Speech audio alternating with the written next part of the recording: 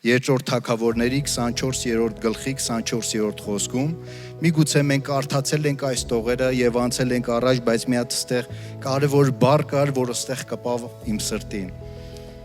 Բայց Թագավորը Որնյային ասաց. ոչ, քեզանից սախու պիտի առնեմ